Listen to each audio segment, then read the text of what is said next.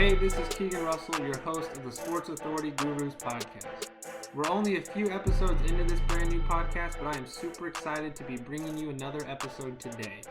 If you haven't done so yet, please give us a like and a follow on Twitter at The Sports A Gurus and on Facebook at The Sports Authority Gurus. You will find all the details about our podcast there and any additional sports content we post. A quick reminder of where you can listen to our podcast. Right now you can find us on Spotify, the iHeartRadio app, Podbean.com, YouTube, and soon on Apple Podcasts. Wherever you do listen to us from, please subscribe to the podcast, leave us a great review, and most importantly, share with your friends. Now today we are going to discuss the extremely disappointing season that is the Kansas City Royals. And to do that, I am joined by my good friend Scotty Cowan. What's up, man? Nothing much. How are you? Excited to be here. I am great. I am pumped to have you on this episode. I know we've been trying to put this one together for a while, so I'm excited to kind of talk about the dumpster fire of a season that it has been, but also hopefully bring the listeners a little bit of optimism. I think, as you said, it's been rather disappointing, but I think there are reasons to be optimistic for the future and the years to come. Absolutely. So before we jump into the Royals, I do want to take a moment just for the listeners to kind of get an idea of who you are. So tell us a little bit about your background in baseball and sports. You can talk more about some of the stuff you did with KU in college, but just give us a background on sports, and then we'll kind of talk a little bit about your history with the Royals too. All right. So as Keegan said, my name's Scotty Cowan. Grew up playing sports all throughout my life. Baseball was always the main one, the one that I was most passionate about. So I played that from the time I was about 3 all the way through high school, and my first year in college I played at Ottawa University. What positions did you play? I was always a shortstop and a pitcher. So, and then on top of that, I've always just been a big fan of watching the Royals, even though, as everybody's well aware, growing up they weren't the greatest, but enjoyed always going to games, lots of great memories there, especially recently. And then, as Keegan mentioned, I went to KU, and I worked with the football team as a student manager, so I got to kind of see behind the scenes some things that happened there. But yeah, I'm excited to be here to talk about the Royals and hopefully figure out where they're going in the future. So before we dive in further, like you said, both of us have been Royals fans our whole lives. Unfortunately, it has not been a very pleasant experience. We've had about 4 good seasons in that span, and of course, the World Series years. Over that stretch, give me 3 of your favorite Royals players during that time, back all the way up to the first one you can think of, up to who your favorite player is now. I think the first one that comes to mind, as a kid, I was number 4 for Angel Baroa. Ooh, that's a throwback right there. Rookie of the year, obviously, kind of disappeared into nowhere, but so I was always number 4. He was a shortstop. I loved watching him play, and then years later, I actually remember watching him play against the T-Bones. Yeah. And had no idea where he went, but apparently that's where it was. Recently, I think one of my favorite players from during the Royals' big run was probably Hosmer. Just kind of that heart of the team, the guy that always seemed to be like he was in the middle of everything that was happening. And then my guy now is Bobby Witt. I think that there's a lot of people that agree with that. Yeah, that's probably most people's answer. Salvy's always going to hold a soft spot in everyone's heart, but Bobby Witt is the kid. He is the future. He's the Patrick Mahomes of the other side of the parking lot. Mm-hmm. And I think that's a very good comparison, but I also think it's not necessarily fair to him to put that label of trying to become the next Patrick Mahomes on his shoulders, but if there's anybody that can do it, hopefully it's him. So you guys have heard me talk about in a previous episode. I watched the Royals growing up myself. Obviously, as a kid, was a Carlos Beltran fan until he decided he wanted out. The Royals are very good at not keeping stars over the years. So I've had to change that favorite player up quite a bit. I mostly enjoyed Alex Gordon.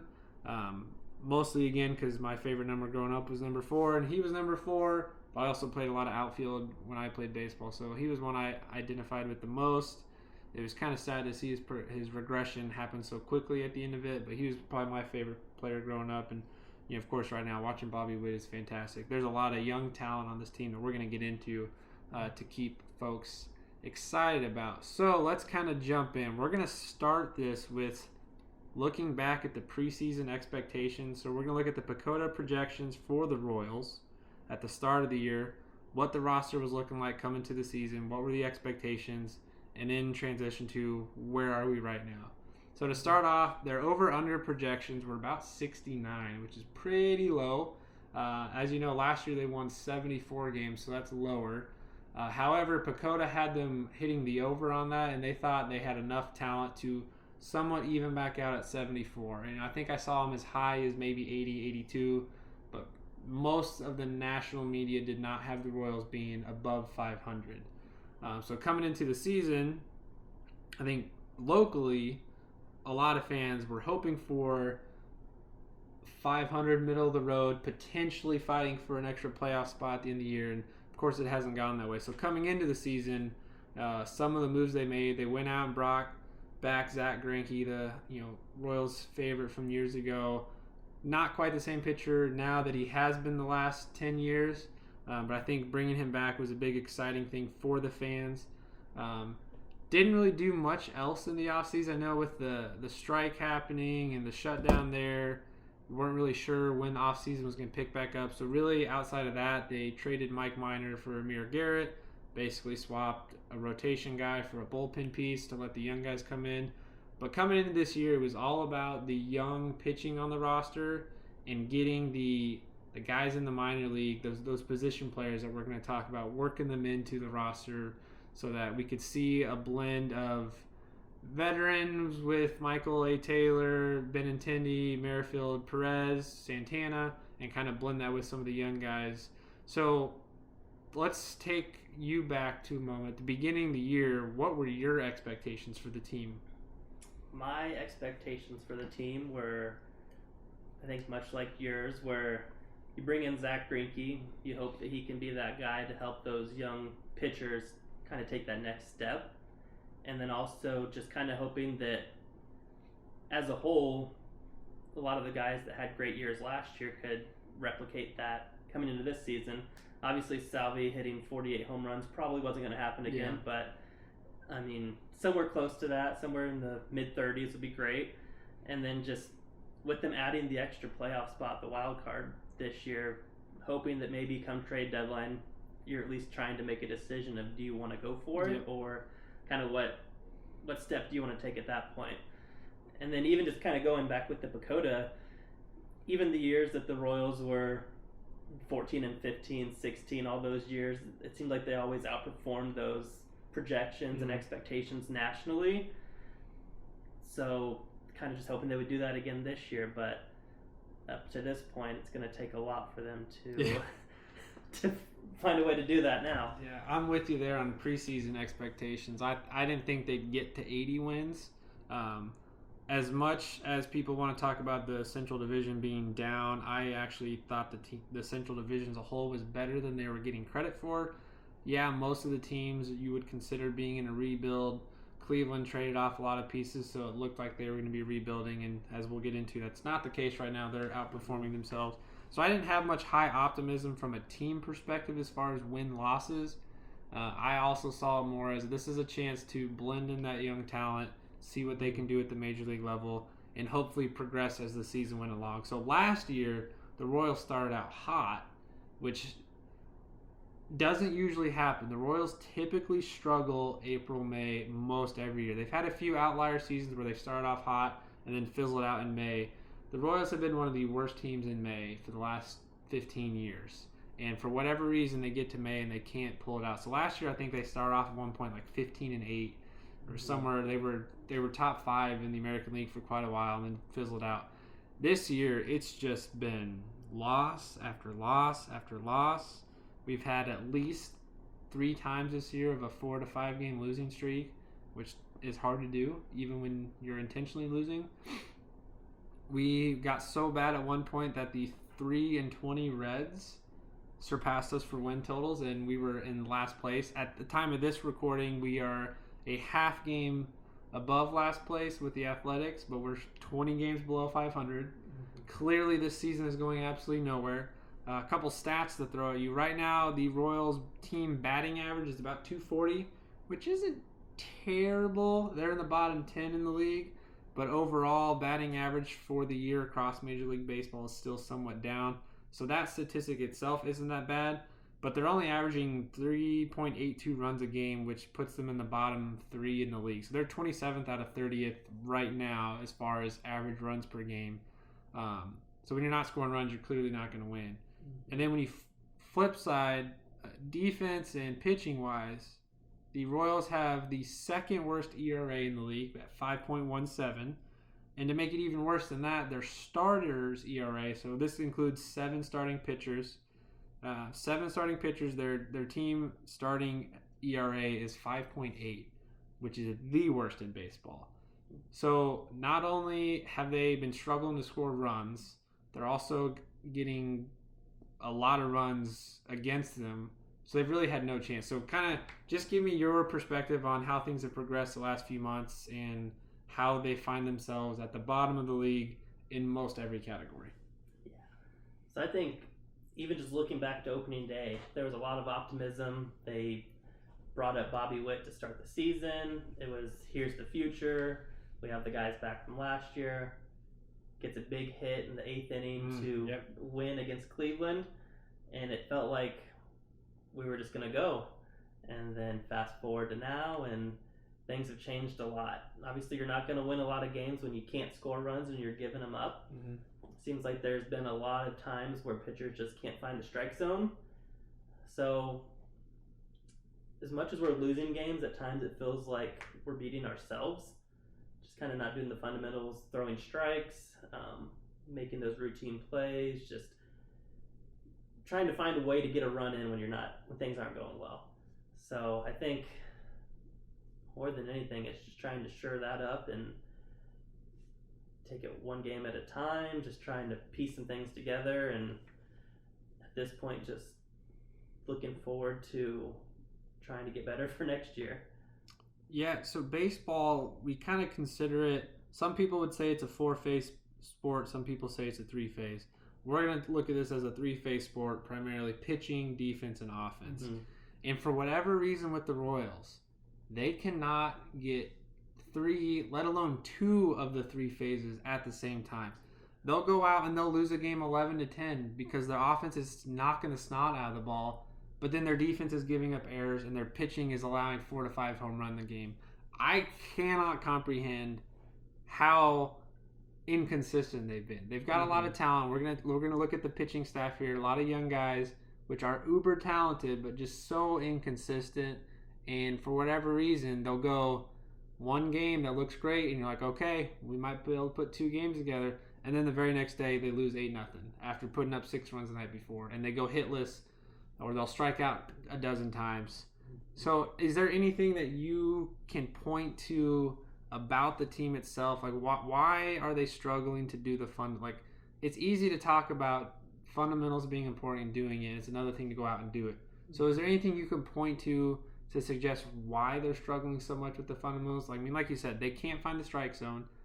Their pitchers are walking at an obscene rate right now. They have one of the largest walk percentages in the league.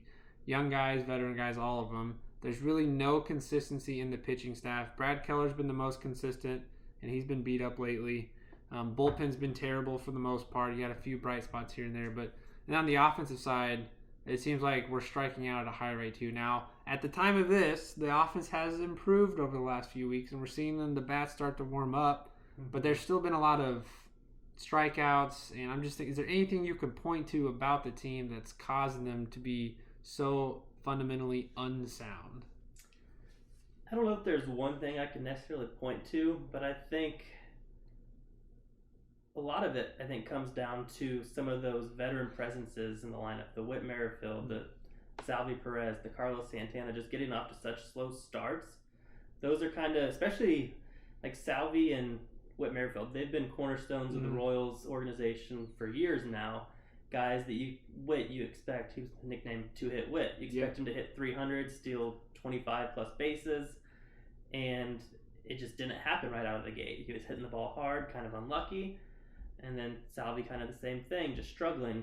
So just not having those leaders in the clubhouse that not only lead by example but are also producing the way that you would want them to, I think kind of makes it harder for the younger guys to get going. If these guys have done it for this long and they're having these results, like, when are things going to change? Yeah, I don't think anyone could have predicted that 3 of your best bats in the lineup in Merrifield, Perez, and Santana would all be batting under 200 for the first 6 weeks of the season. Now, Merrifield's kind of picking back up. He's still working that average up. He's hitting about 220 right now, but he's picked it up a lot more of late. Salvi, he was starting to do something, then got hurt, was really slow coming out of it, so he's barely over 200 right now, and I'm sure that'll start to go up as he plays more. Santana has honestly been improving the last several weeks. He's been hitting close to 300 and drawing a lot of walks. It's crazy again how a veteran presence like him could not get on base. He was striking out. He was hitting soft ground. Like, he just didn't look like himself at the plate. And now he's finally improving. On the flip side of that, you had some of your young guys actually performing well, and Benintendi. I mean, Benintendi's been one of the hottest hitters in the league. Right now, he's currently top 10 in the American League for batting average. Last week or so, he's been on a little bit of a slide. He's finally dropped below 300, but he's been primarily a 320 hitter for most of the year. But yeah, some of these younger guys, Emmanuel Rivera coming up. He's cooled off now, but he had a nice couple stretch of games. Bobby Witt started off the first game or two decent and went through his rookie season cold stretch, and he's been picking it up as late. He's getting close to 240. Nicky Lopez was another one, had an incredible year last year. Shouldn't have been on the big league roster. Mondesi goes down, so he immediately starts from day one and hits over 300 for the year. But he was another one struggling. Really the only consistent hitter in that lineup was Dozier and Benintendi. And Dozier, he's hitting close to 270, so that's been another bright spot there. But I think for me, it's discipline. I know, by this time, Terry Bradshaw's gone. Alex Zumwalt's taking over the batting position for coaching there. But it just seemed so undisciplined that guys were swinging outside the zone. They were swinging often and too early, not taking their pitches that they need to. Salvi just looked like he was trying to mash every ball that came his way because he wanted to hit his way out of this slump that the team was going through. Just kind of felt like guys were pressing too much, trying to. And if you've watched games or listened, you hear Rex Hudler talk about that all the time. He's got, they're just pressing too much. And baseball is a game where you could be hot one day and cold the next. It's so hard to be. I mean, every time you step into the box, you're having somebody pitch anywhere from 68 to 105 miles an hour. Different arm angles, different positions. So it is incredibly difficult to hit the ball at that rate of speed. And these guys are professionals. They do get paid to do that. But just seeing them struggle and push so hard, it's just been so frustrating to watch, especially for the fans, because we had expectations and now we're so far gone in the standings that it wasn't even June yet and the season was over as far as competition standpoint. So as we kind of worked through that month, not only was the batting struggling, but the pitching was awful. We couldn't string together more than one start at a time that was decent. All the young guys struggled. Brady Singer didn't start off as a rotation guy. Struggled out of the bullpen for 2 games. They sent him down. Then he came back and did well. Then Carlos Hernandez had his struggle, so he went down. It looked like for a minute Daniel Lynch was going to be a solid piece, and then he's been struggling. Just all these guys just seem to find bad timing, and it's been difficult to string together, a couple games in a row of consistency across all phases of the team. So let's talk about pitching for a moment. From the fans, every day they're wondering why on earth has Cal Eldred not been let go? Why was it that Terry Bradshaw was let go and not Cal Eldred? Any insight or observations you can share with us on why you think Eldred hasn't gone yet and what it would take to make that move now? Or is it even his fault that the pitching staff is struggling as much as it is? I think, I don't know. I think, especially too with the change at the hitting coach position and seeing how it almost felt like the guys immediately started having more success. Could have been a new coach, could just be coincidence, but I think that also makes fans a little more pushy towards moving on from Cal Eldred. The guys in the rotation, other than Grinke, are pretty young. They're still learning, trying to find their feet in the league, trying to figure out what things work and how to get guys out. But at some point, these are going to be the guys that are supposed to be leading our rotation. They're supposed to be the guys that are going to hopefully lead us to the playoffs and win games there. So at some point, something has to change, you feel like. I don't know if it's necessarily the pitching coach or, I don't know. But I think there's a lot of blame to go around, and guys underperforming. Maybe the coaches aren't making the changes they need to, but the pitching has been very disappointing. These are guys that were drafted, highly touted, guys that we expected to perform, and as of this point, they just haven't been consistent enough. I used to say this a lot when Ned Yost was still the manager. I always found it interesting how poor his timing would be as far as when it was time to pull a guy and bring him in. I always felt like he left him in that one batter too many, or let him go that one inning too long, or a few pitches too long, so he wasn't keeping guys in positions to be successful. Fast forward now, somewhat similar to that, but I think it looks like we're not putting guys in the positions to be successful. I don't know what the answer is to that, but I can tell you this. There's 3 things in life that are guarantees: death, taxes, and a Cal Eldred mound visit leading to immediate success for the other team. I think that's the craziest thing about this is we'll walk 2 guys, load the bases, Cal will make a slow jog out there, and immediately every Royals fan knows, something's about to happen. What is it about the mound visit that is leading to success for the other team when in reality a mound visit's supposed to calm the pitcher down and focus him? What is it, just bad luck? Is it timing? Or is it I almost feel like it's the expectation of you see him coming out, so you know it's going to happen, where I'm conditioned to know it's going to happen now. I think it kind of goes back to the just waiting too long. So if a guy can't find the strike zone, especially with the younger guys, don't wait until they get the bases loaded and then come out there. They're already pressing. They've kind of settled into that mindset. And then, like you said, just putting them in positions to be successful. If you know that a guy gives up a walk and then typically gives up another walk, he can't find a strike zone with 4 straight balls, do something then. Don't wait until it's too far gone to go out and talk to him or make that change. Or I understand that there's a fine line between showing confidence in your guys and letting them work through it, but it feels like it's backfiring to the point where these guys are getting into trouble and they haven't had success finding a way out of it. And so then kind of goes back to the whole hitting, striking out too much, and you're pressing. You're trying to make that perfect pitch every single pitch.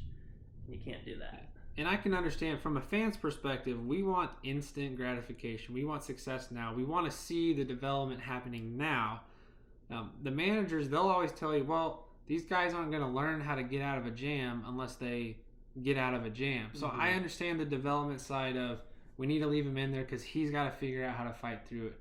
And honestly, guys, that's the whole point of this podcast episode is going to be talking about the development, because we're not going anywhere this year. So if this is a season of development, that means there are going to be struggles where you're going to have the bases loaded and they're going to say, you know what are you going to do to get out of this? What kind of pitch are you throwing next to get out of this? So I do understand the fans' frustration with why is Cal Eldred even coming out there? Why hasn't the pitcher gotten pulled? Why isn't someone warming up in the bullpen? But at the same time, these guys do have to have the opportunity to do that. But I do like what you said of maybe we approach that earlier.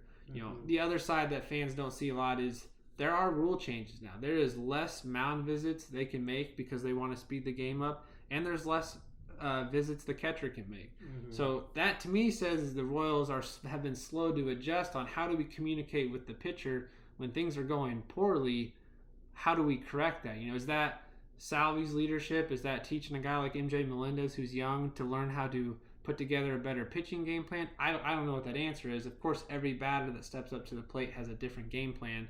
But to me, it just seems there's some miscommunication as far as here's who's in front of you, here's what you need to do. I've heard some rumblings that there's some frustration in the locker room with the pitching staff as far as what kind of game they want to call. I would never question Salvi behind the dish, but I would question coaches telling him how to call a certain game. Mm-hmm. I'm wondering if maybe that's some of it, that just the pitching staff in general just has no idea how to string these guys in together and just get them focused on making and executing pitches. There are too many times where I'll see them in a 2-2 count and the next pitch is right down the middle. Like, why would you throw a middle on a guy that's hitting 300 plus? Why are you throwing right down the middle, or why are you throwing so high and outside that you can't find the strike zone? Like, there's just no consistency, and that's been a frustrating part. So, what will it take to see a move at the pitching staff level? Is it, all right, Cal, you got to go because that's my choice? You need a new voice in there. It's also mid-season, so what would a new voice do? That's a whole new program they got to learn. Or is it more, all right, you pitchers need to get together? It is a very young staff, and that's the other thing fans forget. Outside of Zach Greinke, all their starting pitchers are 25 or younger. I don't think they have a single bullpen guy that's older than 30, except for Amir Garrett. I might be wrong there. But it's a very young staff, so they're all just struggling at the same time. So do you think it's coaching side? Do you think it's more players just need to go out and execute and figure it out? I think kind of going back to the inconsistency thing too, with Salvi being a little beat up this year, there's kind of been a revolving door at catcher between MJ Melendez and him. Obviously every person might be a little more comfortable with one of those two calling the game for them, just kind of familiarity. And also Salvi, he's been there, he's done that, he's a World Series MVP. Just having him behind the plate, I think, could be a big difference for a lot of those young guys. But at the same time, the season's so far gone at this point that you kind of want to let the young guys like MJ Melendez figure it out. Keep Salvi fresh. Yeah. Keep him in the dugout. Keep him healthy so that he can be that voice, be that guy to help him. And so I think at this point, I don't know what it would take for Cal Eldred to go. I don't know. It's just... I think he would have to commit an actual crime on the field, and even then, I don't like Dayton's a very loyal guy, and that's fine. This is not going to be an episode where we're going to bash on Dayton more. He is an excellent general manager, team president now. I know a lot of fans, their patience is running out because we've been rebuilding for 5 years. He's a very smart guy, and he's very loyal. Now, we can talk about how his loyalty can get him into trouble, and as we'll get into some of the moves we think they need to make, some of those moves haven't happened because they're so loyal. But for whatever reason, when they made that decision to let Terry Bradshaw go and it wasn't Cal Eldred, Dayton got up there and talked about accountability. Well, since that press conference, the Royals have added over a run and a half to their team ERA as a pitching staff. The offense has improved some, not much, but it's getting there. But the pitching has gotten so much worse than that since that moment, and we are seeing nothing on the accountability front.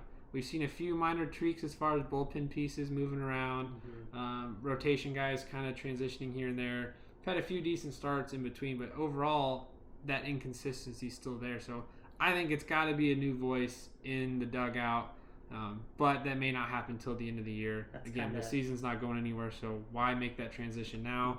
Give them a full off season to learn a new staff. Yeah. So my recommendation now is, guys, it's on the players. These are young guys who are learning and developing, but they're young guys who love competition. Go out and compete with each other.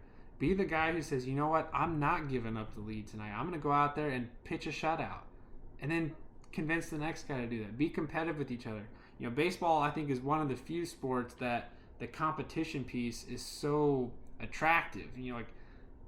Hitting is contagious. Pitching well is contagious. Success is contagious. And more than any sport, I think you see that in baseball.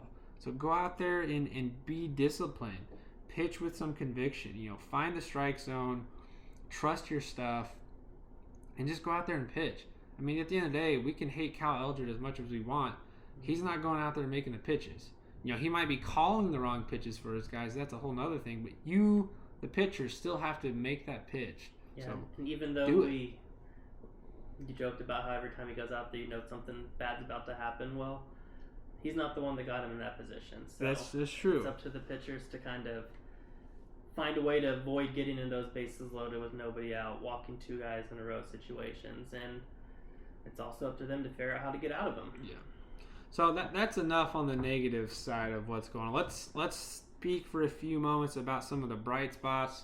give fans a little bit of optimism, and then we'll kind of jump into some moves we should see. So offensively, obviously big bright spot from the beginning of the year has been Andrew Benintendi. He's been the most consistent hitter in our lineup. For the majority of the season, like we said earlier, he's a top 10 average in the American League. Not hitting for true power, but again, he's in a ballpark that's gap to gap. So he's a good doubles hitter. He's been driving in a lot of runs, hitting very well, very consistent. That's been a huge bright spot. Obviously, the thing most fans want to talk about right now is Bobby Witt Jr. and MJ Melendez. And both have gone through a little bit of struggles here and there. But I think it's fair to say right now, outside of maybe Benintendi, Witt Jr. and Melendez might be putting together the best plate appearances out of this entire roster. And these are two rookies that have very little experience, both barely played in AAA too. So those have been two bright spots for you. What has been your observations of watching those two play? What's gotten you excited? Why are they playing well? Is there anything you can point to with that, or is it just, hey, they're just finding a good groove right now?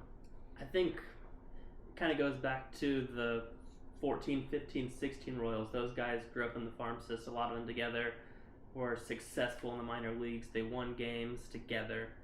And you kind of see that with those two.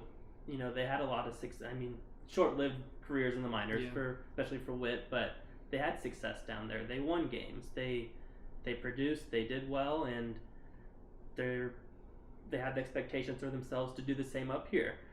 And so I think just the energy they bring, just the excitement, the flash that Bobby Witt can bring out there at the shortstop position, especially now that, unfortunately, Mondesi is hurt. As much as that sucks, that might be the best thing for Bobby Witt because now he gets to play his everyday position. And I think it shows, too, that he's more comfortable there because since switching from third to short, it seems like his bat has come alive a little bit more, too. A little less worrying about the defense positioning and just kind of a new position. And then with Melendez just coming up, and he has that guy that he's familiar with, the Bobby Witt that he played in the minors. So he's not coming into a brand new situation with guys he doesn't know all that well. There's a familiar face there. And so I think those two in particular are reasons why the future is bright, and also the guys that are going to follow behind them. Obviously, Bobby Witt's going to be the main talking point with most fans. I've been really excited watching Melendez lately just because of the way he is at the plate. Like, he doesn't look like a rookie. A lot of rookies, they'll get up there and they'll just swing at everything and strike out, and they'll strike out, 15 times in 20 plate appearances. He's getting out there, he's extending counts, he's getting into a lot of 3-2 counts, he's walking, but when he's getting hits, he's getting, he's hitting all over the ballpark. He's hitting pull home runs, he's hitting oppo knocks, he's doing something productive at the plate. And then Bobby, at the same time, I was listening to a Royals pregame earlier today, and they were talking about, while Bobby's bat's kind of cooled off here and there a little bit, and he's working his average back up, there's one thing you can expect him to do every day, and that's to do something at an elite level. Whether that's flip a double play, make an insane catch at short, or, knock the ball over the ballpark. It's been exciting to see those two, and obviously they're going to be corner pieces. They're going to be your kind of Hosmer and Moose combo, different positions, but they're going to be those two guys that kind of bring us out of it. And I think the great thing with both of them is there's a lot of versatility there. Obviously, Bobby can play short, third. He can play a little bit of second. Melendez, they're intentionally playing around in the outfield because Salvi's still here, and he obviously can't catch every day. So seeing Melendez bounce around from DH to catcher to outfield's got some great optimism there. Another guy I want to mention that I didn't have any expectation of, and again, he's cooled off as of late, but Emmanuel Rivera. He's been on the 40-man the last couple of years, played a little bit here and there last year with injuries to Dozier and Mondesi. When he came up this year, though, he's a pretty solid defender at third. His bat's been steadily improving, and he's kind of getting a good showcase right now, playing almost every day at third. Have you seen anything there that gets you excited? Do you think he's part of the future, or is he kind of just one of those guys like a Christian Colon or a Chesler Cuthbert that's just kind of filling time for someone else to step in? I think that he has a definite opportunity to become one of the guys. He's kind of played himself into that role, at least for now. Mm-hmm. And as long as he continues to produce the way that he has and to bring the energy and play the defense that he has, I don't see any reason why they wouldn't keep him around to play third base, especially with Bobby at short, and then whoever you want at second, whether it's Nicky Lopez or Whit Merrifield, just kind of depends on what the future holds. But kind of going back to those young guys too, about them bringing energy and excitement, just taking the extra base. That was kind of the staple of the Royals' success was being aggressive on the base paths, making the other team beat you, or beat themselves. Yep. It might look like an easy throw, but if you make it a little bit harder, just even today, Bobby Witt, I think, scored from second on a error at second base. Error at second, yep. So just kind of forcing the action, making them make that play, taking that extra step, and then just seeing what happens. You can never knock the effort. So, anybody else on the offensive side of the ball that you think is a bright spot at the major league level right now, or anything that gives you some more hope moving forward? I think Whit Merrifield seems like he's finding his stroke. He's kind of the leader of those guys. He's the one that it seems like the team kind of gravitates towards and follows. And that might be a reason why a lot of guys were pressing, because him being in the leadoff spot and struggling, he was pressing a lot to get on base. That does carry through a lineup. So at some point, Matheny decided to move him down the lineup just to shake things up, and it didn't have a lot of success, but I think it just gave Witt an opportunity to see, you know what, I just need to get out of my own head and just go play baseball. Let someone else get up there, take the first few pitches, and go after. So, yeah, I think I've been pleased to see him slowly progress. And then all those guys behind him don't feel the pressure to pick him up every time that he hits into an unlucky out or things just don't go his way.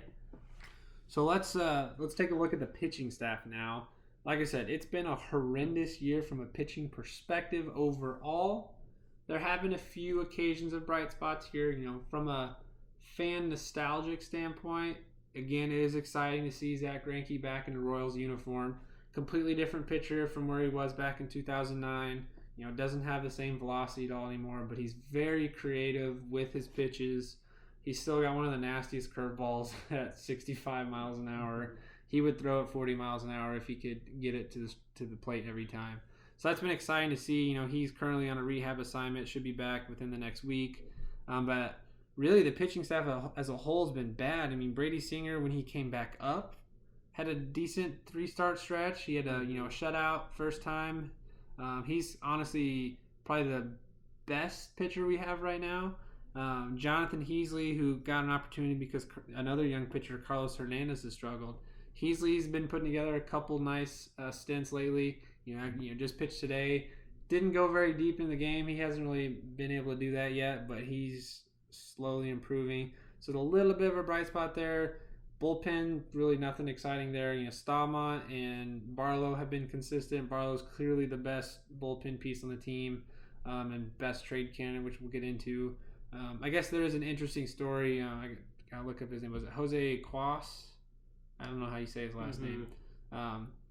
That the Royals brought in, former shortstop that didn't pan out there and has never pitched until this last year.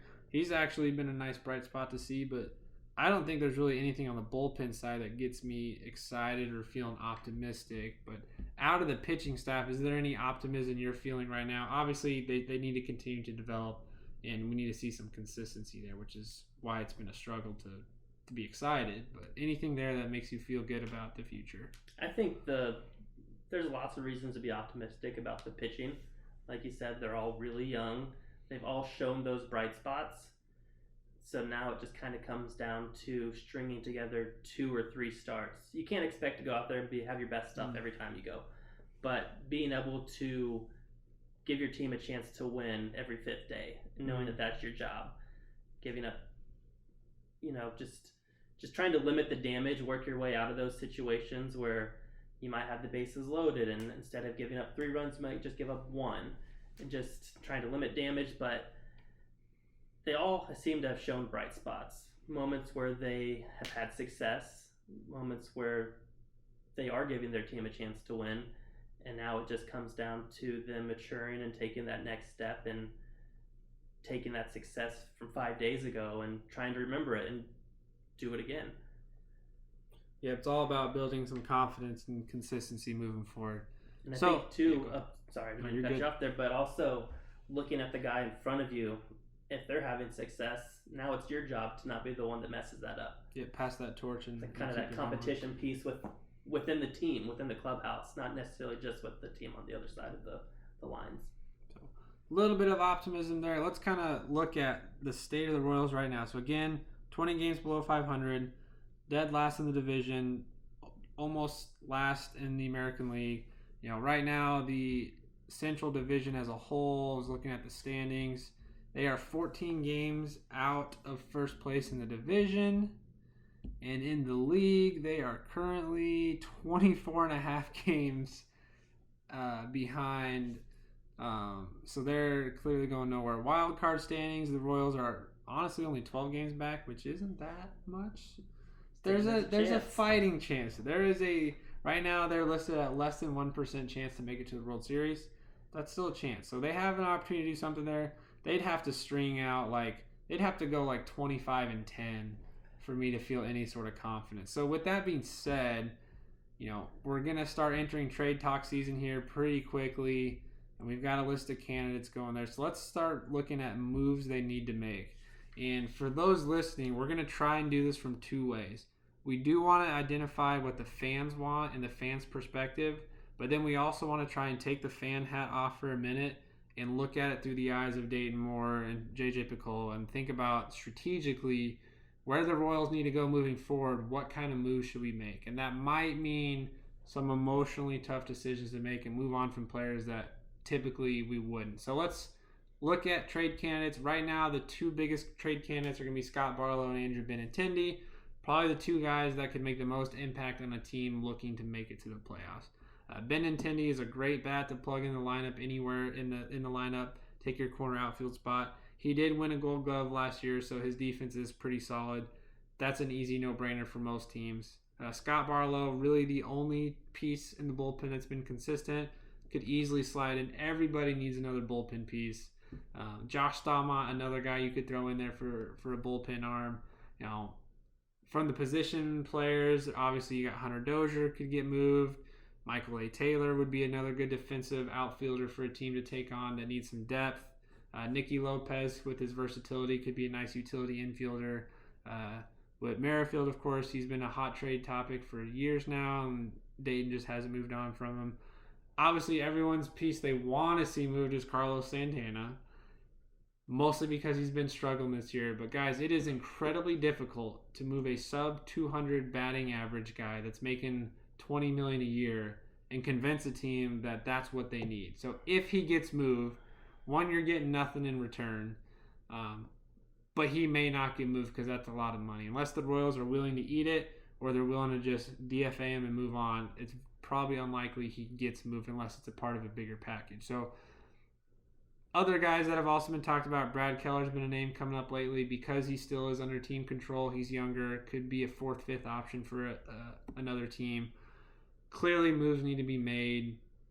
So let's start going through that list. Let's start with Andrew Benintendi. Yes or no, does he need to be moved before the deadline? He's got an expiring contract, so clearly you're not going to get value for him in the offseason unless you intentionally plan on re-signing him. I think at this point his trade stock is as high as it's probably ever going to be. He's having a very good season. Like you mentioned, he's coming off of that Gold Glove from last year. As much as we would hate to see a guy like that leave the Royals when they're struggling as badly because he is one of the few bright spots in the offense. Yeah, I think that if you can find a way to put yourself in a position to have more success in the future, rather than letting him walk at the end of the season in free agency and not get anything in return, and also giving him that opportunity to go to a team that is competing with a chance to go to the playoffs, I think that I probably would. He seems like a no-brainer. I think the only reason I would be hesitant in moving him is you'd have to convince me that some combination of Kyle Isbell, Edward Olivares, and any other guys in the minor that would take his spot, whether it's a Nick Prado moving from first outfield or Melendez playing more outfield, you'd have to convince me that the person who's getting that everyday reps is the best in the sense of the next 3 years. Because if you could keep Benintendi 3 years and he's playing at this level, he is a fairly similar guy to Alex Gordon, a little bit different play style, but he's fulfilling that role. So I think that'd be the only reason I'd be somewhat hesitant. I think we could re-sign him in the offseason if we wanted to. He is playing well enough that might drive his price up. But he's probably a no-brainer that should be moved. And I don't think fans really have any emotional connection there that they'd be upset if they moved on from him. Because he seems like a no-brainer. How about the next biggest trade candidate, Scott Barlow? Personally, I don't want to see him moved because we don't have much of anything in the bullpen. And I don't feel excited about what's at the minor league level. I don't think there's much that's MLB ready. Yeah, like you said, if we get rid of Scott Barlow, how many more games that we could have won later on in the season are we going to lose? Because he's not. I mean, he's already going 4, 5, 6 out saves. Mm-hmm.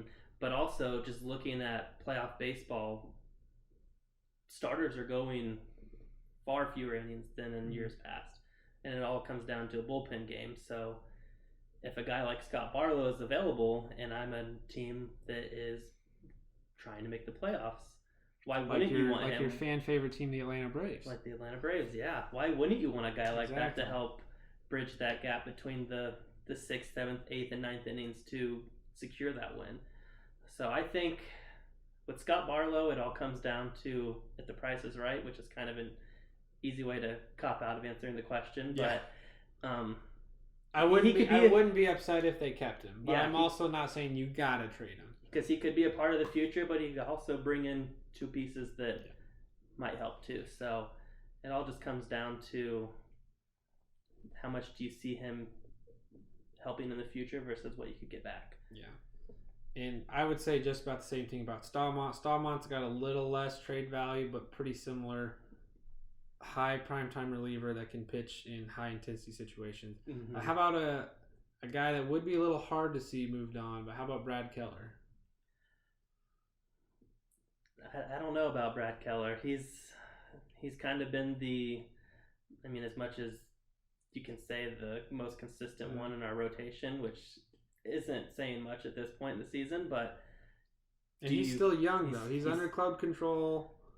But are the Royals gonna be good? Like Brad Keller's not gonna be for the Royals. He might be your ace, your 1, 2, 3. In reality, when you compare him against the rest of the league, he's a 4 or 5 back in the rotation guy. Mm-hmm. Is that the guy you want to camp on being your solid 1 or 2, or is it let's move on and give some other guys opportunities? Again, he's one for me. I don't have a feeling either way. I'm having a hard time deciding. If we sell off pieces, that's just going to delay the rebuild longer, and we're going to be less competitive now. Yes, there are plenty of guys at the minor league level that could step in and take playing time, but they also are at the minor leagues for a reason. They're not good enough to be on the roster right now. So he's one I could go either way on. Yeah, I could go either way on him too, but for me, I think it would be hard to get rid of him and let him go just because he is one of the guys in the rotation that has had some success at the major league level at a position that you struggle at currently. Struggling at the most currently, and like you said, he's still young, still under club control. So it's just like the same thing. You move on from Benintendi, that's one of your bright spots in the lineup. You have to replace that production. Well, even though Keller hasn't been great this year, your pitching staff's already bad, so you're just going to replace him with someone else who's struggling. He's kind of been the best of the worst. Yeah. So, I mean, do you have anything better than him right now to replace him with? And I think the answer to that is no. All right, so we're going to look at a couple position players now. Another one, I don't know how the fans feel. I think there's a lot of people that would go both ways. The development of this guy really took a long time, and he's still not quite there yet. But Hunter Dozier, versatile, came up as a first base, third base, shortstop, prospect. Has played mostly third and first. He's playing a lot of outfield right now. He's actually had a decent season, so you could say his trade value is probably at its highest to be a bench utility guy for another team. I don't know if he's a guy that's really going to put you over the hump as far as another team trading for him, but is he a guy that needs to move on to open up more playing time for a younger guy? I think so. Like you said, he's having a pretty good season for what he is as a player. He kind of plays the same positions as a lot of the young guys that we're hoping to be cornerstones of the future that help us have success. So at this point, I think maybe you move on from him and possibly give those younger guys a chance to see if they might be equally as good as he is or possibly better. Yeah. Next guy I want to look at, Michael A. Taylor. Again, for me, great center fielder from defense. Not the best hitter. For what the Royals need moving forward, I don't think he has any spot in this rotation, so he probably does need to move on. Again, I wouldn't be upset if they kept him the rest of the year. I was surprised they re-signed him in the offseason. I think that's because they felt they were going to be better, but he's probably one that we should move on. How about two guys that the fans do like, Nicky Lopez and Whit Merrifield? Whit would obviously be the hardest to move on from, and I'm very much against that because I think he just needs to be on this roster to keep fans somewhat happy, and just because he's such a likable guy. But Nicky Lopez, I could see, his stock this year's gone down some. He hasn't been great offensively, but again, super versatile, very strong defender. What do you think about either of those two moving on? I think Nicky Lopez would be a great trade candidate for a lot of teams. You could use him throughout the season, plays a variety of positions, and not only does he play them, but he's going to save you runs on defense. Absolutely. His offense this year hasn't been as good as it was last year. He started off really hot, but has cooled off a lot. So I think Nicky Lopez could fit with a lot of different teams. Kind of almost play every day, but also play like a different position. Just kind of filling in those spots where you need to give it a guy a day off, and you have Nicky Lopez there, so why not? With Whit Merrifield, though, I don't think I could let him go. If there was ever a time that you were going to do that as an organization, it should have been last year. Last year would have been it. At this point, he's on a pretty team-friendly deal. He's been here through it all.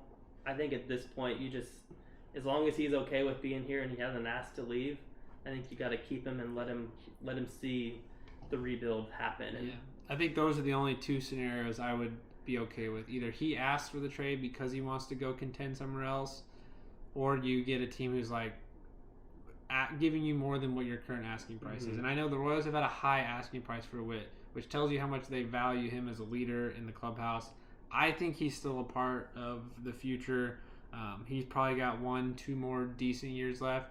He probably going into next year shouldn't be your leadoff spot anymore. I think we need to find some other guys to take over that role, but I would have a hard time seeing him move. So the big question moving forward with the rest of the season is getting younger guys playing time. So how are we going to do that? Fans are clamoring for Vinny Pasquantino. He has been clobbering the snot out of the ball at AAA. Seems like every night I see something on my Twitter feed of him smacking a home run 450 feet. The Royals have been very adamant that he's not ready. He's hitting close to 400 in AAA. His OPS is over 1,000. I don't know what he's not ready about. I think he would hit the crap out of the ball if he was going against the Royals every day with their pitching. And of course, Nick Pratto too. Still striking out a lot, which is a big concern with him, but he's got the raw power. He's got versatility on the field. Those are the two fans really want to see up. Outside of them at position level player, there's not many minor league guys on the offensive side that you want to see get up here, but what is it going to take to get those two guys up here? Who needs to be moved in? What is a lineup we could see? It's probably not going to happen until June or late June, early July, or after the trade deadline. But what's it going to take to get those two up here, and what are some lineup projections you have that include both of those in the starting lineup? Yeah, with Vinny, I don't know what more he could do to possibly show that he's ready for at least an opportunity. I think the biggest thing with him is he's not currently on the 40-man, so you have to move on from some positional player, which of course the hope is you move Carlos Santana or Hunter Dozier, and that's your move right there. So I think if you're the Royals right now, you're kind of holding on to these guys that might be potential trade candidates that have struggled this year, trying to give them every last opportunity they can to up their value so you can get more in return. But at some point, you're just going to have to move on. I know Carlos Santana is going to be a hard one to find a spot for with a team that's going to pay. You may just have to DFA him and cut your like the difference between the Royals and other teams. Obviously, we're not spending as much money as other teams do. But sometimes you just got a sunk cost is a sunk cost. Carlos Santana, great guy, great ball player at the end of his career, great mentor to have in the clubhouse. But that's $20 million taking up lineup spots and at bats that need to go to a younger guy. So you may just have to say, hey, let's shake hands, be done. Someone's gonna go out and get him on the open market. I think it's gonna be hard to trade him though. Yeah, and I think Carlos Santana was always a guy that was just here to kind of bridge that gap.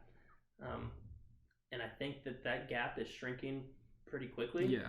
It's the guys that are down in AAA, like Vinny and Nick Prado, they're about as ready as they're going to be. And with the season that is all about learning what you have and seeing what the future holds, I think that it's time to give those guys an opportunity, whether that means trading Benintendi and getting what you can out of him and giving one of them a chance at the corner outfield position, putting MJ Melendez out there, DH and Vinny, or I don't know. There's a lot of different things that you can do. There's a lot of athletic guys coming up that can play multiple positions. And I think this is the year to figure out how it all kind of fits together, try them out different places, see where it works and see where it doesn't.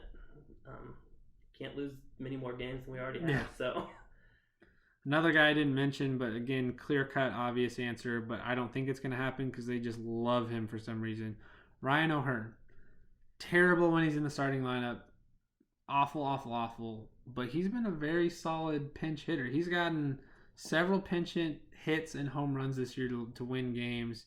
But again, he's taken up a roster spot that could go to a younger guy. And I get one of the other reasons why Vinny's not here yet and Nick Prado is they don't want to bring up one of these young guys if they're not going to get every day at bats. And as the roster's sitting right now, until you move on from Santana, Dozier, and O'Hearn, there's not going to be every day at bats at first. Because Santana, you're not going to pay $20 million to have him sit on the bench and come in every fourth or fifth day. He's going to be your starter most night in and night out.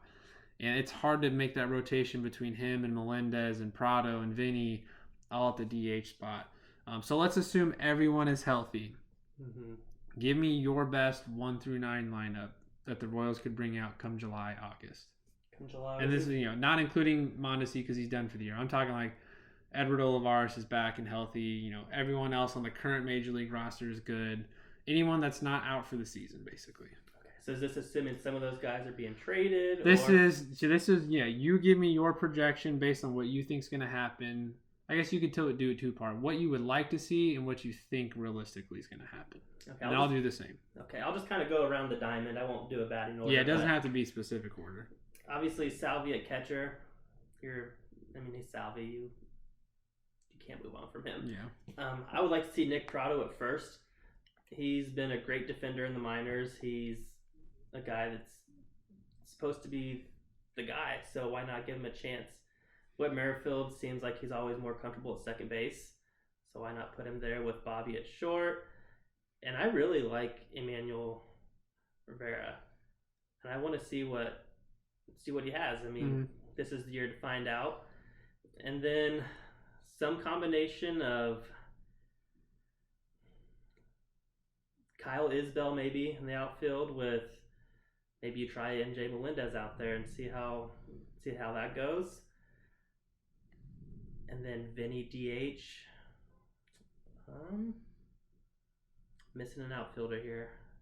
Olivares, yeah, there we go. Center field. I think he's the center fielder. I think. Yeah, up until he got hurt, he was the most outside of Benintendi. He was the most consistent guy in the lineup.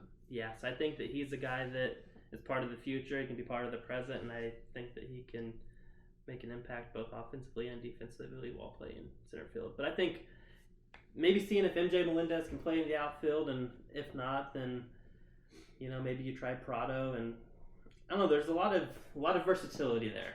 Yeah, I'm pretty much with you. I don't really have much different. I think it just comes down to who do you want to get the most at bats. Mm-hmm. There's enough versatility. And if you guys listen to Josh Vernier talk before and after Royals games, he's always talking about how versatile the guys in the minor leagues coming up are and the guys that currently have. So the question is, who gets the most at bats?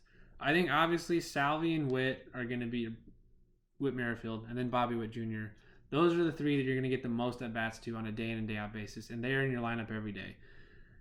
The question for me is between Rivera, Lopez, Kyle Isbell, and Nick Prado.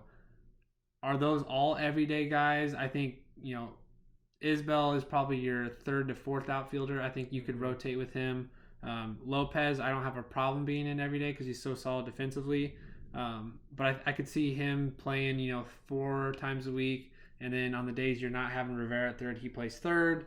The toughest thing is, do you want Prado and Vinny to have everyday at bats? And if that's the case, one of them's going to be your everyday first baseman. The other one's going to rotate with Salvi and Melendez and someone else between DH and outfield. I mean, obviously Salvi's not playing the outfield, but when Salvi's not catching, he's going to DH. So if Salvi is catching and Melendez is DHing, well, if Vinny's playing first, that means Prado's playing outfield or vice versa. So I think that's the biggest question for me is who plays what and how often they get at bats. We're going to see Vinny and Prado at some point this season. It's going to happen. A couple other guys at the minor league level that could have interesting seasons if, a couple guys get traded. Michael Massey got moved up to AAA, versatile infielder, hitting very well. May not see playing time this year, but could. Miguel Garcia, he's also on the 40-man. He'd be interested in just seeing what he can do at the major league level. There's really no one in the outfield. They brought up Brewer Hicklin. He's been in the team for so long and has progressed to nothing that I didn't really get excited seeing him up here. Dyron Blanco didn't really get excited for. But there are a lot of pieces, and it really is just how do you get Vinny up here, how do you get Prado up here, and who's getting me at bats. So that's enough on the Royals. We'll talk more about them later. Obviously as moves happen, we'll break those down. Let's just take a few minutes and jump into just baseball in general. Just some of your general observations this year. Obviously, you've been following the Braves really closely, and they're one of the hottest teams in the league. So just kind of tell me what you're noticing about baseball this year, anything that's on your mind, and then we'll kind of wrap up with World Series predictions, MVPs, and things like that. Yeah, as you mentioned, Keegan, I've been a Braves fan since the time I was about 9 years old. Watched them a lot on TBS. Chipper Jones was always my favorite One of player. the few teams that's always on TV. So the Royals weren't great when we were growing up. I still loved them, still went to a lot of games, watched them regularly, but I liked watching a winning baseball team too. So I kind of grew to love them. They're playing like one of the best teams in the league right now. They struggled early on trying to find a way to fit all three pieces of it together, the offense, the defense, and the pitching. And now they have, and they're just rolling. But baseball as a whole, I think one of the things for me that has been very disappointing is the Chicago White Sox. Kind of going back to the Central Division. They were looked at as possible World Series favorites by some people, and they have not been. So they've been very disappointing. And then also the Angels. Yeah, there weren't a whole lot of expectations for them coming into the season, but you have a healthy Trout. You signed Rendon. You got Syndergaard. You got Shohei Ohtani. They can't win. And they started off so great, and those expectations rose with that. Now we'll say just real quick on the Angels. They're 17 games behind the overall standings. They're below 500. 2-8 in their last 10. One crazy thing with them is they're losing more than they're winning, but they have a positive run differential. Because their pitching stats have been solid, but they just can't. Outside of Trout and Rendon, there's really not a whole lot to that offense, and they just, for whatever reason, have wasted an entire career with Mike Trout with 0 playoff wins. It's just incredible to see that. And now they might do the same thing with having, Babe Ruth on the mound and Shohei Ohtani, who is just incredible, and they still can't find a way to win games. Yeah, arguably two of the best, maybe the two best players in the sport on the same team, and they just can't seem to figure it out. So that's been, as a baseball fan, that's just disappointing, And then kind of looking at the league as a whole, the Yankees, they're the Yankees, so they always have high expectations. Plus 129 run differential right now. The best offense in the league, probably one of the best pitching staffs right now. It's just insane that they're 45-16. 45-16. They barely lose. They're on a 9-1 in the last 10. 309 runs scored, which honestly isn't the best in the league, but because their pitching staff is so good, I think their pitching staff right now, if I'm not mistaken, they have given up the least amount. They're the only team in Major League Baseball right now that have given up less than 200 runs. Everyone else is above 200 runs. They're playing in, I don't even know if you can argue that it's not the best division in the league, and they have a 9-game lead. Yeah, all the American League East teams are in the top, outside of the Orioles, are in the top 5 or top 6 right now. Yeah, the Toronto Blue Jays are 11 games over 500. They're behind the Yankees by 9 games. So that just tells you anything about how well they've been playing. And Aaron Judge is obviously having a monster year after not signing a contract extension because he wanted to take a bet on himself. And that's panning out. I think it's panning out, and he's going to make himself a lot of money. But kind of looking in the National League too, though, the Dodgers are always going to be the Dodgers, but the Padres, before the season starts, Tatis is out for however long, and they're neck and neck with the Dodgers, tied for the division lead, and 15 games above 500. And they're still waiting on their best piece to make his way into the lineup for the first time this season. And they're a team. They're gonna acquire somebody at the deadline. They're gonna go out. Might be Benintendi with the Royals. They're gonna go find some other bat to add in. They've got a very versatile lineup too. I mean, they've got a lot of money tied up in some players, but they're always looking to add somebody. And their pitching staff's been fantastic. They have one of the best rotations in the league. They've got 2 guys that are in the top 5 in lowest earned run average, top 5 in strikeouts, winning percent, all that. They're on the up and up, and they're gonna get an MVP candidate Tatis back soon. Mm-hmm. Yes. I think that's crazy when I look at the National League compared to the American League, and this is something we'll get into in a future episode later too. The National League, it's all the most, for the most part, the big market teams are the guys at the top. So the Mets spent a ton of money in the offseason. The Dodgers spent a ton of money in the offseason. The Padres went out and made a bunch of moves. The Braves, your reigning World Series champions, spent money in the offseason and kept some players. They're all right there. They made was they got their best player back too. Yeah, and then you look at the St. Louis Cardinals, who are never the highest spenders, but it does not matter year in and year out. They are one of the most consistent franchises, and somehow they're finding a way. And Albert Pujols, 40-plus age, he's still productive, and he's getting between him and Yadi Molina and Adam Wainwright. I keep thinking we're still in 2005, 2006 because those guys are all still around. And they're all still quite productive, and they still find themselves, a top 5 team in the league, and it's just incredible. And then you look at the American League, and it's, it's the AL East and everybody else. Mm-hmm. Yeah, and then let's kind of go back to the Cardinals. If there's 2 teams in the league that you can count on to get every bit out of a player, it's the Cardinals and it's the Astros. Yeah. And it shows with the Astros, they moved on from Carlos Correa, and Jeremy Pena comes up and is arguably doing exactly what Correa would have done. They're not missing a beat. Well, it helps when you have a guy like Jordan Alvarez in your lineup. That's the other thing we won't spend much time on this, but the Astros are really good at development. Mm-hmm. I was thinking about that when the Royals were playing them a couple weeks ago, and I was looking at their lineup 1 through 9 versus ours, and listening to the pregame, it's like, well, no wonder our pitchers are struggling. Look at that lineup. I mean, they developed talent. Jordan Alvarez developed. Kyle Tucker hit on in the draft. Jose Altuve, nobody had any high expectations for with his tiny size. Fantastic. They just get a lot out of their players. And another team, the Royals are playing right now, but the Giants do the same thing. They don't have the most talented roster on paper, but they seem to get the most out of their guys. I mean, they took Jacob Junis from the Royals and have turned him into an all-star caliber starting pitcher that has developed another pitch and is one of the leaders in their rotation right now. It's just crazy to see development, which makes it more frustrating being a small market team like the Royals, just not seeing him succeed. And I think he can. We'll talk about this later too, but they got to start spending money to be successful. But let's look at some predictions here. Who do you have as your World Series lineup or matchup? World Series matchup. Oh man, as a Braves fan in an ideal world, I'd like to say the Braves. But the Mets, they're in the same division as the Braves. The Braves are coming on them.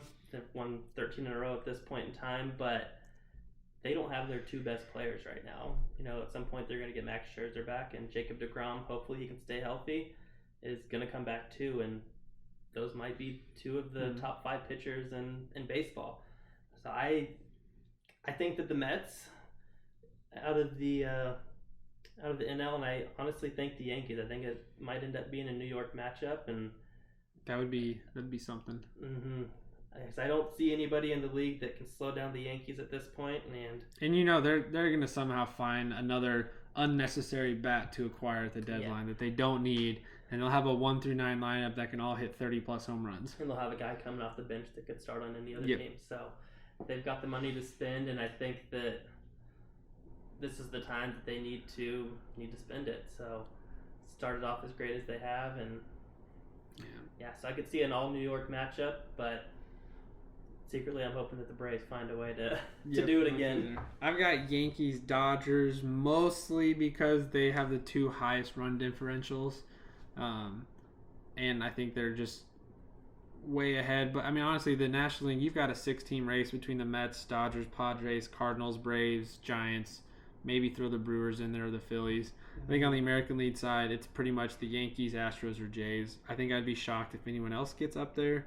I wouldn't never count Tampa Bay out just because they're another team that always seems to do more with less. That's true. That is very true. They could easily go out and make some kind of what looks like a minor trade at the deadline that ends up being a big hit for them.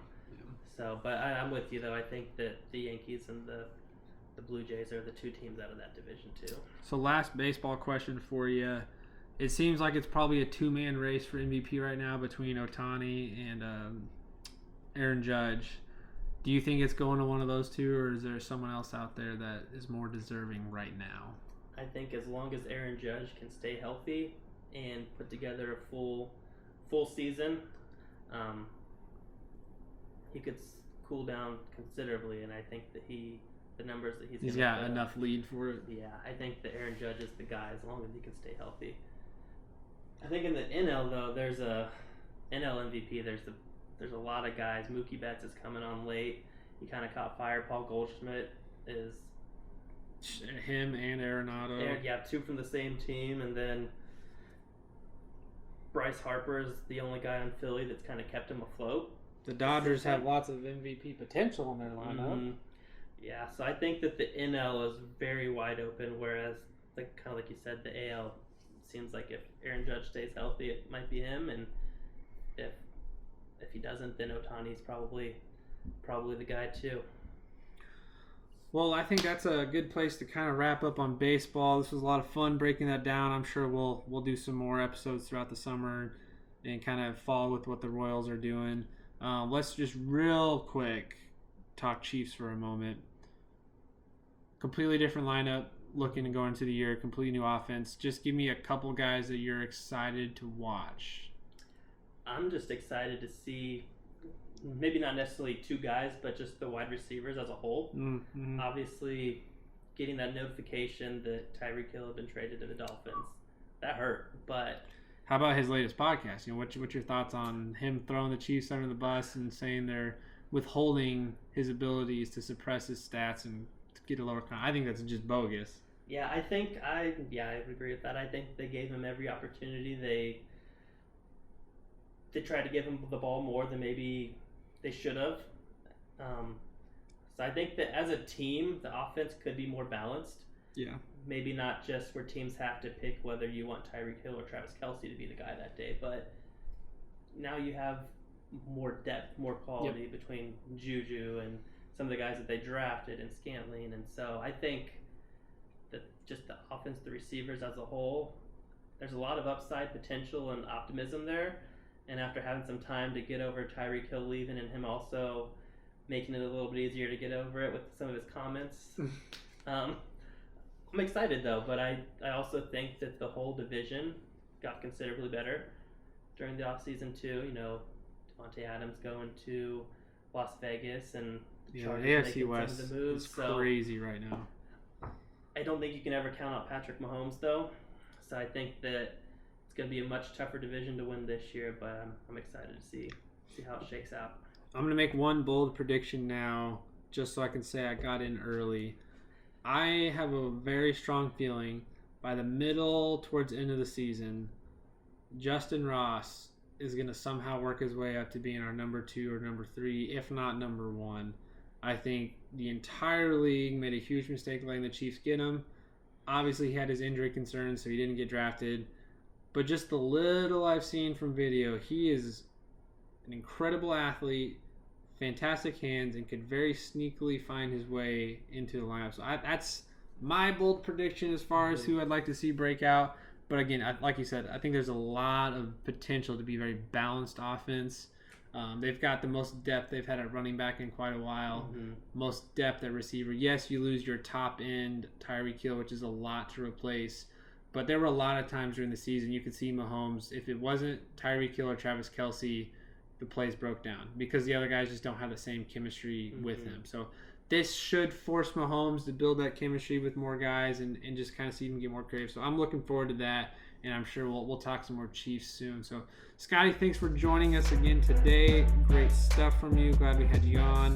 I'm sure we'll have you on for some future episodes down the road, talk some KU basketball and football, and some more Chiefs too. So, again, thanks for coming on. Yeah, thanks for having me. For you guys, the listeners, please remember to give us a like and a follow on Twitter at The Sports 8 Gurus and on Facebook at The Sports Authority Gurus. And wherever you are listening to us from for your podcast needs, please subscribe to our podcast. We still have a lot of great stuff coming your way as we slowly build this up. So thank you again for joining us today, and I look forward to you listening in future episodes.